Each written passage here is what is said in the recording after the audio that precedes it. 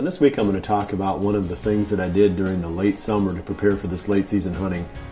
And obviously it's not something you can do right now, but it's something that knowing about it now makes it more relevant so that hopefully you'll remember it when the time comes to implement this strategy sometime around the middle to the end of July, early August this next summer. We had a bad drought here in the Midwest, as most people know, and as a result of that, a lot of the food plots that I had planted in the spring just didn't produce. One of the biggest hits that we took was to our soybeans.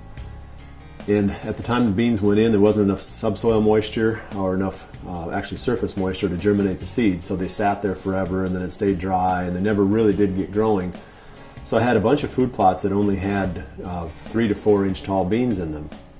And to rescue these plots, I went in sometime around the first part of August this past summer with a little broadcast seeder and spread brassicas, which that can be a lot of different types of plants. You know, a typical one that people think about is the turnips, but there's also radishes and there's rape and there's a few other plants in that category.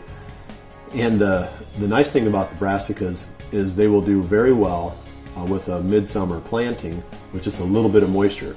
They don't need a full season of moisture like some plants do, like corn or beans.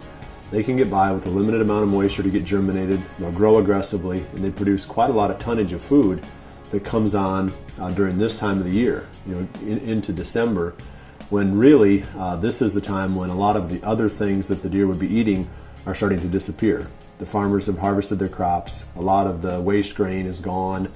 The browse is pretty well dried up and stemmy. There's not much browse left. So to have something to come in that the deer are really attracted to right now makes a lot of sense.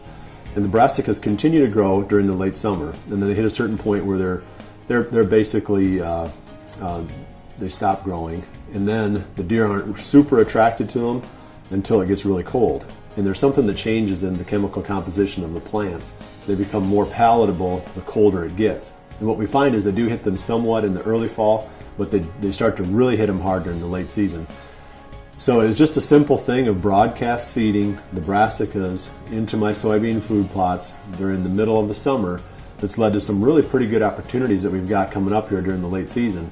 And without those brassicas, I don't know what we'd be doing. I mean, we would be kind of dead in the water right now with no food on the farm. The deer would be spread out all over the place, very difficult to hunt. In fact, they might even leave the farm and go someplace else to find food. So keep that one in mind. It's not something that you can put into effect right now, but it's definitely something that applies to the hunting that takes place during December and on into the late season.